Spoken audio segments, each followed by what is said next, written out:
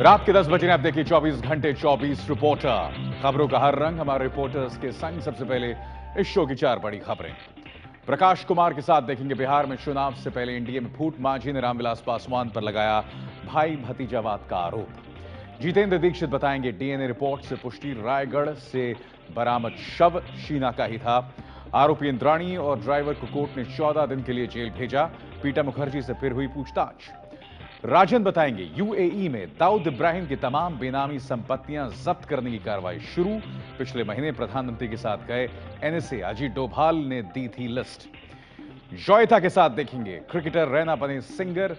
Film मेरठिया gangsters के साथ record किया गाना। मगर आइए शुरुआत करते हैं इस वक्त की सबसे बड़ी खबर से।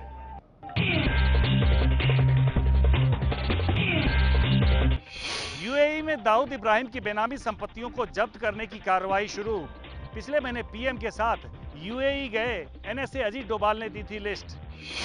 अंडरवर्ल्ड डॉन दाऊद इब्राहिम के खिलाफ यूएई यानी संयुक्त अरब अमीरात ने बड़ी कार्रवाई शुरू कर दी है। यूएई में दाऊद इब्राहिम की तमाम बेनामी संपत्तियों को जब्त करने के लिए कार्रवाई शुरू हो गई है। यूएई के अधिकारियों ने भारत को बताया है कि एनएसए की तरफ से दी गई दाऊद की 50 से ज्यादा संपत्तियों की सूची पर कार्रवाई शुरू हो गई है। यूएई के अधिकारियों के मुताबिक इन संपत्तियों को जब्त करने के लिए पिछले हफ्ते ही तमाम संपत्ति धारकों को नोटिस दिया जा चुका है। आपको याद दिला दें कि पिछले महीने ही प्रधानमंत्री नरेंद्र मोदी यूएई की यात्रा पर गए थे और वहां पर दोनों देशों के बीच आतंकवाद के खिलाफ आपसी सहयोग और खुफिया सूचनाओं के लेन देन पर भी सहमति बनी थी। दिल्ली की लड़की से जयपुर में गैंगरेप के मामले में 6 लोगों को गिरफ्तार किया गया है। नौकरी का झांसा देकर नाबालिग लड़की को जयपुर लाया गया था। जयपुर के इसी होटल इंद्रप्रस्थ में उस नाबालिग लड़की को रखा गया था। 30 अगस्त को इसे दिल्ली से नौकरी दिलाने के बहाने झांसा देकर जयपुर लाया गया और यहां इसी होटल में बंधक बनाकर रखा गया। लड़की ने 27 लोगों पर गैंगरेप का आरोप लगाया है। घटना की रिपोर्ट दर्ज होने पर दिल्ली पुलिस 5 सितंबर को जयपुर पहुंची और होटल के मालिक समेत 6 लोगों को गिरफ्तार किया है। पुलिस बाकी लोगों की भी तलाश कर रही है और दावा है कि बाकी लोगों को भी जल्द गिरफ्तार कर लिया जाएगा। पाकिस्तानी सेना प्रमुख राहिल शरीफ के बयान पर कांग्रेस का कहना है कि अब पाकिस्तान को मुंहतोड़ जवाब देने का वक्त आ गया है। समय आ गया है कि भारत को अपनी सारी क्षमताओं को इकट्ठा करके ये जो प्रॉक्सी वॉर पाकिस्तान करता आ रहा है 45 साल से और ये जो धमकियां अब उसने देनी शुरू की हैं उसको नस्ते नाबूद कर दिया जाए। तरह तरह की बयान बहादुरी जो है ये बंद करना चाहिए। पाकिस्तान की स्थिति क्या है?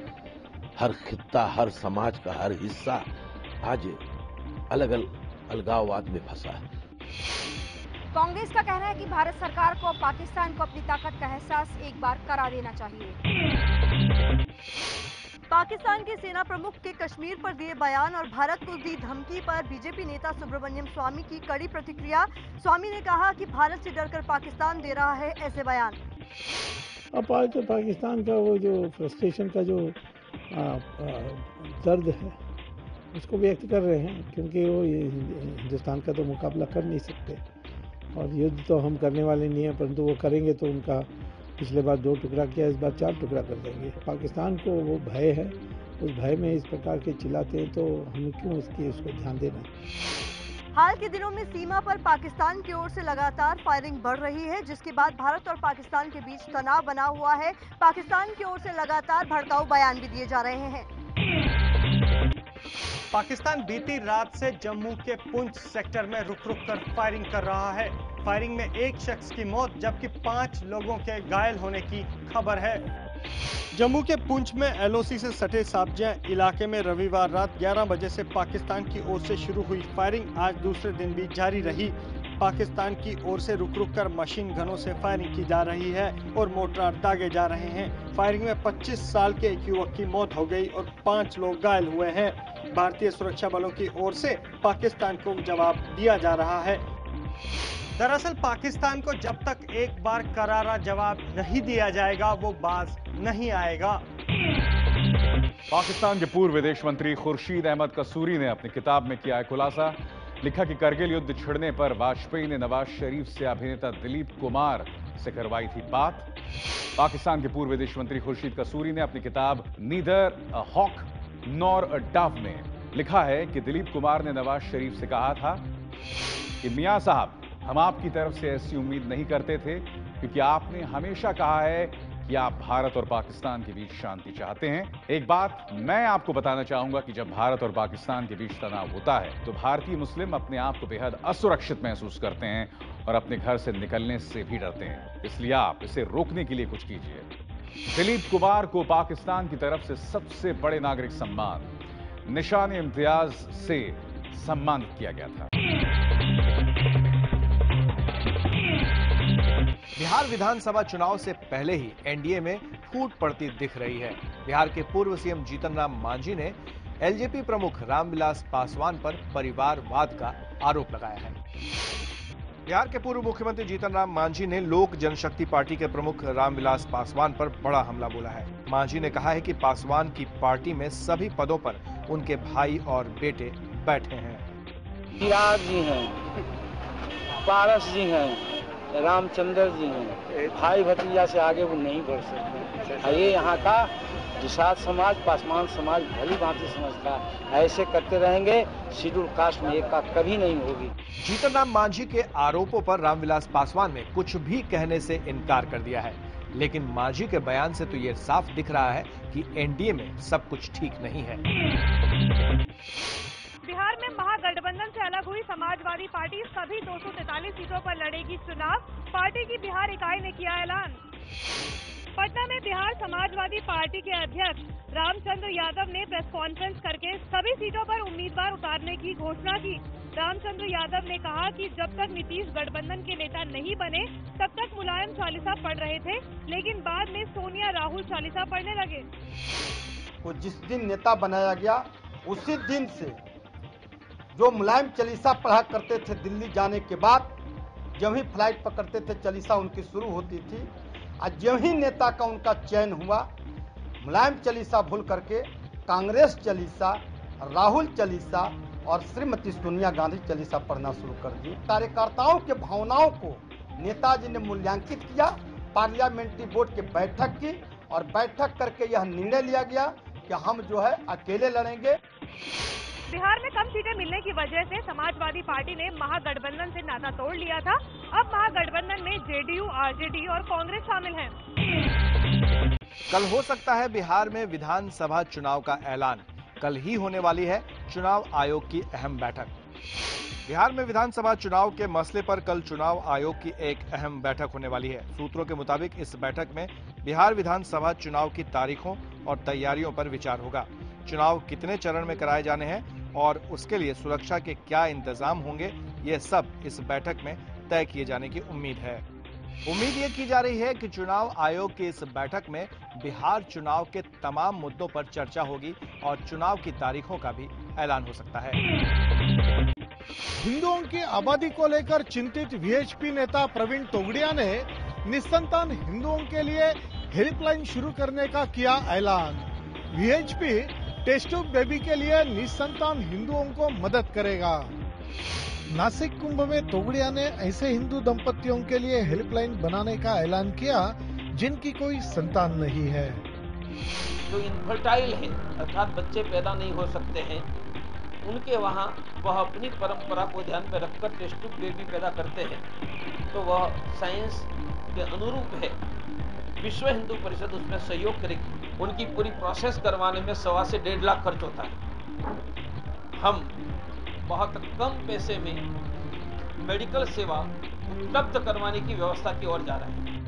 प्रवीण तोगड़िया ने कहा है मुस्लिम समाज में 24% वृद्धि हुई है, जहां हिंदुओं की संख्या 7.5% बढ़ी है। इसलिए सभी राज्य सरकारों ने राष्ट्रीय जनसंख्या नीति बनानी चाहिए। कुछ लोग भले ही बार बार ये दावा करते हों कि देश में मुस्लिमों की आबादी हिंदुओं की आबादी से ज्यादा होने का खतरा है, लेकिन आंकड़े इससे बिल्कुल अलग कहानी बताते हैं। 2001 से 2011 में हिंदुओं की जनसंख्या 16.8% की दर से बढ़ी, तो मुसलमानों की जनसंख्या 24.6% की दर से बढ़ी। लेकिन हिंदू इतने ज्यादा हैं कि इसी दर पर अगले 10 साल में मुसलमान 4 करोड़ बढ़ेंगे, तो हिंदू उनसे चौगुने यानी 16 करोड़ बढ़ जाएंगे। यानी 2021 में हिंदू 112 करोड़ और मुस्लिम 21 करोड़। 2031 में हिंदू 131 करोड़ और मुस्लिम 26 करोड़, और ऐसे बढ़ते बढ़ते 2281 में हिंदू 6378 करोड़ और मुस्लिम 6531 करोड़ होंगे।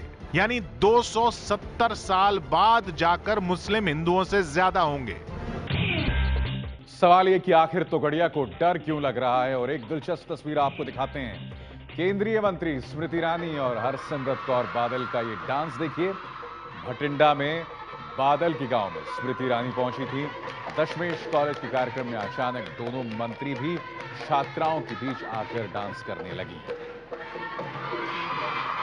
प्रोग्राम बहुत अच्छा था, हमें एंटरटेन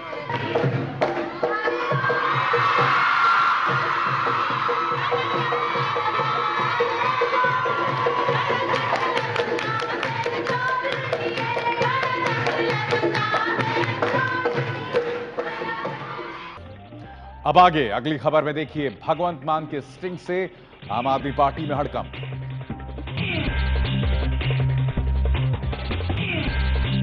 आम आदमी पार्टी के सांसद भगवंत मान और पार्टी के निलंबित सांसद धर्मवीर गांधी का एक ऑडियो टेप वायरल हुआ है, जिसमें कथित तौर पर पंजाब के नेताओं को नजरअंदाज करने और पार्टी में बाहरी लोगों की बढ़ती भूमिका पर सवाल उठाए गए हैं। We are the winners. Yeah. And we are Delhi winners also. Yeah, that's right. ठीक है, ਅਸੀਂ अपने ਜਿਹੜੇ ਮੋਰਚਿਆਂ ਤੇ ਸਾਡੀ ਡਿਊਟੀ ਲਾਈ ਹੈ, ਅਸੀਂ ਰਿਕਾਰਡ ਕੱਢ ਕੇ ਦੇਖ ਲਓ, ਸਾਡੇ ਸਾਰੇ ਬੰਦੇ ਜਿੱਤੇ ਨੇ। That's right, that's right. ਹੈ ਨਾ? ਤੇ ਵਿੱਚ ਵੰਡ ਕੇ ਡਿਊਟੀਆਂ ਲਈਆਂ ਅਸੀਂ, ਦੋ ਹਲਕੇ ਤੁਸੀਂ ਸੰਭਾਲ ਲਏ, ਮੈਂ ਚਲੋ ਮੇਰੀ ਡਿਊਟੀ ਸਾਰੀ ਦਿੱਲੀ ਸੀ। ਹਾਂਜੀ ਹਾਂਜੀ। ਇਹਨਾਂ ਨੂੰ ਪਤਾ ਤੇ ਵੀ ਸਾਨੂੰ ਹੁਣ ਪੰਜਾਬ ਭੇਜ ਦਿਓ ਇੱਕ ਤਾਂ। ਹਾਂਜੀ। ਠੀਕ ਹੈ, ਤੇ ਨਾਲ ਸਾਡੀ ਟੀਮ ਸਾਨੂੰ ਆਪ ਬਣਾਉਣ ਦੇ ਰਾਈਟ ਦਿਓ ਜੀ। ਠੀਕ ਹੈ, ਬਿਲਕੁਲ ਠੀਕ ਹੈ। ਸੋ ਮਤਲਬ ਉਹਨਾਂ ਨੂੰ ਦੱਸਣਾ ਪੰਜਾਬ ਇੰਨਾ ਸੌਖਾ ਨਹੀਂ ਹੈ ਕਿ ਦਿੱਲੀ ਨਾਲ ਪੈਕੇਜ ਮਿਲਦਾ। ਨਾ ਹੈ ਬਿਲਕੁਲ ਜੀ, ਬਹੁਤ ਵੱਡੀ ਲੜਾਈ ਲੜਨੀ ਪਊਗੀ ਉੱਥੇ। ਦਿੱਲੀ ਦਾ ਕੱਲੀ ਬੀਜੇਪੀ ਸੀ, ਇੱਥੇ ਨਾਲ ਕਾਂਗਰਸ ਵੀ ਹੈ। ਬਿਲਕੁਲ, ਨੋ ਡਾਊਟ, ਨਾਲ ਅਕਾਲੀ ਦਲ ਵੀ ਹੈ। ਬਿਲਕੁਲ ਬਿਲਕੁਲ, ਹੈ ਨਾ? ਅਸੀਂ ਆਪਾਂ ਕੱਲ ਨੂੰ ਮਿਲ ਕੇ ਨਾ, ਠੀਕ ਹੈ, ਇਕੱਠੇ ਤੇ ਆਪਾਂ ਇਹਨਾਂ ਨਾਲ ਗੱਲ ਕਰਦੇ ਹਾਂ ਜੀ ਕਿ ਸਾਨੂੰ ਦੱਸੋ ਕੀ ਤੁਸੀਂ ਹੁਣ ਸਟੈਂਡ। भगवंत मान संगरूर से आम आदमी पार्टी के सांसद हैं और धर्मवीर गांधी पटियाला से, लेकिन धर्मवीर गांधी को अनुशासनहीनता के चलते पार्टी ने निलंबित कर रखा। बातचीत की रिकॉर्डिंग को लेकर आम आदमी पार्टी से निलंबित सांसद धर्मवीर गांधी ने कहा है कि ये रिकॉर्डिंग उन्होंने नहीं की, लेकिन ये रिकॉर्डिंग किसने की, इसकी जांच होनी चाहिए। ये रिकॉर्डिंग या तो किसी एजेंसी का काम है, या किसी न किस तरह जो हमारी कार में बंदा बैठा था, जो बैठा होगा उस वक्त, जिसका टेलीफोन रिकॉर्ड पे चल रहा होगा, मुझे नहीं पता क्या किसने किया है। धर्मवीर गांधी का कहना है कि जो उन्होंने कहना होता है सीधे सीधे मुंह पर कहते हैं, पीठ पीछे कहने की उनकी आदत नहीं है। मैं आपको ये कहना चाहता हूँ, मैं केजरीवाल जी का, अरविंद आम आदमी पार्टी जी का हमारे प्रधान है, उनकी नेतृत्व पर मुझे कोई शक नहीं है, और मैं उनके नेतृत्व में वफादार सिपाही की तरह काम कर रहा हूँ, करूँगा, और जिस मोर्चे पर भी मेरी ड्यूटी लगा दी जाएगी मैं वो वहाँ पे ज्वाइन करूँगा। माता वैष्णो देवी के भक्तों को जम्मू कश्मीर सरकार ने झटका दिया है। हेलीकॉप्टर से जाने वाले भक्तों को अब पहले से ज्यादा खर्च करना होगा। कटरा से मां वैष्णो देवी की गुफा तक का पहाड़ी रास्ता काफी दुर्गम है। ऐसे में वृद्धों और अक्षम लोगों के लिए हेलीकॉप्टर बड़ा सहारा है, लेकिन हेलीकॉप्टर का किराया अचानक बढ़ा दिया गया है। पहले जहां 2078 रुपए लगते थे, अब भक्तों को 2340 रुपए देने होंगे, यानी 262 रुपए प्रति यात्री किराए में बढ़ोतरी की गई है। राज्य सरकार ने 12.5% किराया बढ़ा है और किराए में बढ़ोतरी को कांग्रेस जजिया बता रही है। माता वैष्णो देवी जाना चाहते हैं हेलीकॉप्टर द्वारा, उन पे माननीय मोदी जी ने, एनडीए ने और जम्मू और कश्मीर की बीजेपी वाली गठबंधन सरकार ने जजिया टैक्स लगाने का इरादा कर रखा है। बेंगलुरु पुलिस ने विमान में बम की झूठी खबर देने वाले शख्स को किया गिरफ्तार। प्रेमिका के पति को फंसाने के लिए किया था झूठा कॉल, अपनी पत्नी की पहले ही कर चुका था हत्या। बेंगलुरु में गोकुल नाम के इसी शख्स ने विमान में बम होने की झूठी खबर दी थी। पुलिस ने इसे गिरफ्तार कर एक चौंकाने वाला खुलासा किया है। पुलिस के मुताबिक गोकुल ने इसी साल 27 जून को अपनी पत्नी अनुराधा का कत्ल किया था।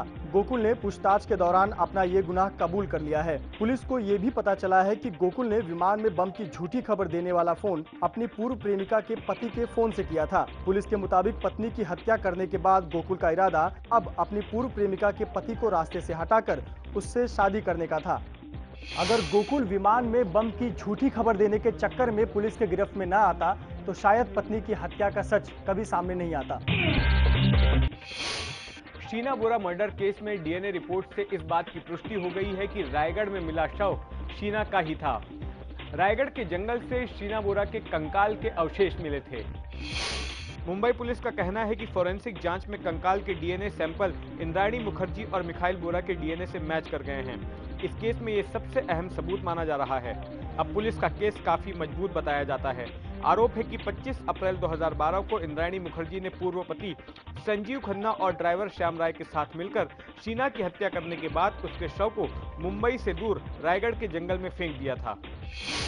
ड्राइवर से पूछताछ के दौरान मुंबई पुलिस को पता चला कि शीना की लाश को रायगढ़ के जंगल में ठिकाने लगाया गया था।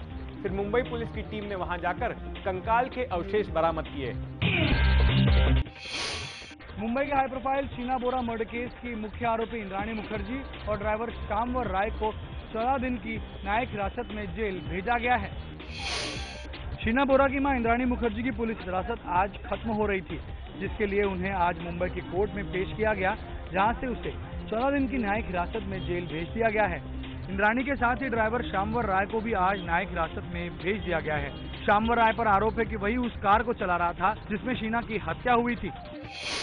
शीना बोरा हत्याकांड का खुलासा होकर 14 दिन से ज्यादा का समय हो गया है, लेकिन मुंबई पुलिस अब तक ये पता नहीं लगा पाई है कि हत्या के पीछे की वजह क्या है।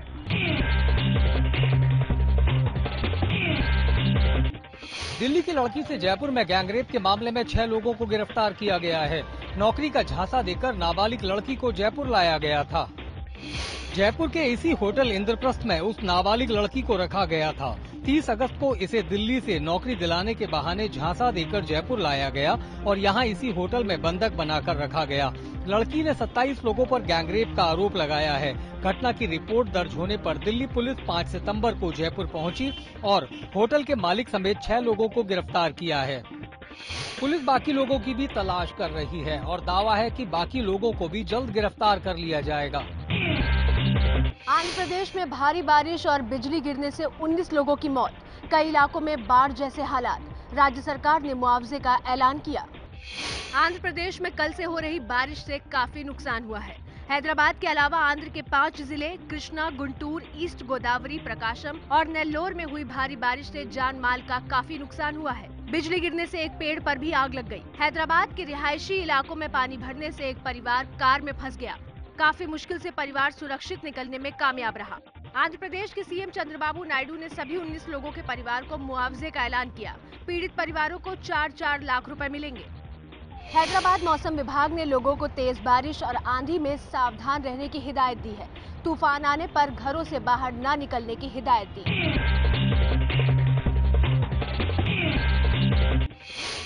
बैंकॉक ब्लास्ट केस में थाईलैंड पुलिस ने 2 भारतीयों को हिरासत में लिया है। पिछले महीने बैंकॉक के ब्रह्म मंदिर के पास ब्लास्ट हुआ था। बैंकॉक में हुए ब्लास्ट की सीसीटीवी फुटेज देखने के बाद थाईलैंड पुलिस ने 2 भारतीयों को पूछताछ के लिए हिरासत में लिया है। दोनों भारतीयों को पूछताछ के लिए सेना कैंप में ले जाया गया। पुलिस के मुताबिक ये दोनों भारतीय जिस कमरे में रह रहे थे उसके पास के ही कमरे में बम बनाने का सामान मिला है। थाईलैंड की राजधानी बैंकॉक में 17 अगस्त को ब्रह्मा टेम्पल के पास धमाके में 20 लोगों की मौत हुई थी।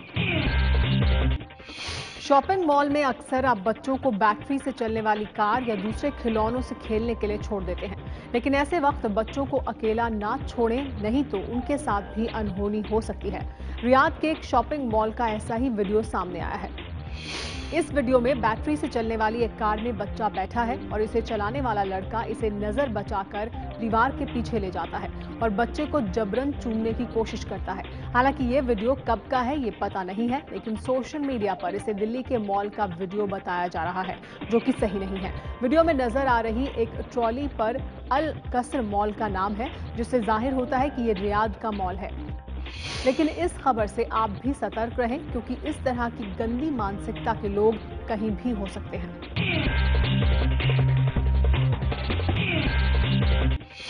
शेयर बाजार के ढहने का सिलसिला जारी है। सेंसेक्स 25,000 के नीचे पहुंच गया है। देश के दोनों बड़े शेयर बाजार छठे दिन गिरावट के साथ बंद हुए।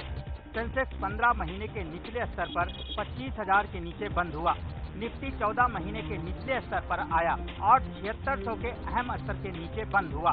कारोबार बंद होते समय बीएसई का 30 शेयरों वाला प्रमुख इंडेक्स सेंसेक्स 308 अंक की गिरावट के साथ 24,893 के स्तर पर बंद हुआ। वहीं एनएसई का 50 शेयरों वाला प्रमुख इंडेक्स निफ्टी 96 अंक फिसलकर 7,558 के स्तर पर बंद हुआ। सबसे ज्यादा गिरावट मेटल और फार्मा सेक्टर में दिखी। जानकारों के मुताबिक ग्लोबल मार्केट और घरेलू बाजार में मानसून की चिंता हावी हो रही है। सवाल ये है कि अब ये गिरावट कब थमेगी। मशहूर मोबाइल कंपनी सैमसंग ने आज गैलेक्सी नोट 5 भारत में लॉन्च कर दिया। लोगों को गैलेक्सी नोट 5 के लॉन्च का बेसब्री से इंतजार था। सैमसंग गैलेक्सी नोट 4 के मुकाबले नोट 5 काफी पतला और मजबूत बताया गया है। नोट 5 में 5.7 इंच की स्क्रीन दी गई है। 32 GB के इस फोन की कीमत 53,900 रुपए और 64 GB के फोन की कीमत 59,900 रुपए है। इसके अलावा इसमें ऑक्टा कोर एक्सिनोस प्रोसेसर है। पीछे 16 और आगे 5 मेगापिक्सल कैमरा है। बैटरी 3000 mAh की है। सैमसंग नोट 5 फिलहाल 3 रंगों ब्लैक, सिल्वर और गोल्ड में मिलेगा। क्रिकेटर सुरेश रैना का एक नया अंदाज देखने को मिला मुंबई के एक म्यूजिक स्टूडियो में, जहां उन्होंने फिल्म मेरिटिया गैंगस्टर के लिए एक गाना रिकॉर्ड किया है। क्रिकेट के पिच पर छक्के लगाने के लिए मशहूर रैना का ये अंदाज दुनिया को पहली बार दिख रहा है। डायरेक्टर ज़ीशान कादरी की आने वाली फिल्म मेरिटिया गैंगस्टर 18 सितंबर को रिलीज हो रही है और फिल्म के इस रोमांटिक गाने को टीम इंडिया के स्टार क्रिकेटर सुरेश रैना ने अपनी आवाज दी है। फिल्म के प्रोड्यूसर शोएब अहमद रैना के पारिवारिक मित्र हैं और शायद इसी वजह से रैना फिल्म के गाने के लिए तैयार हुए। तू मिली सब मिला और क्या मांगू मैं। रिकॉर्डिंग के दौरान रैना की जीवनसाथी प्रियंका भी उनके साथ मौजूद थी। सुरेश रैना मैदान में तो धमाल मचा ही चुके हैं और अब उनकी आवाज जलवा दिखाने को तैयार है।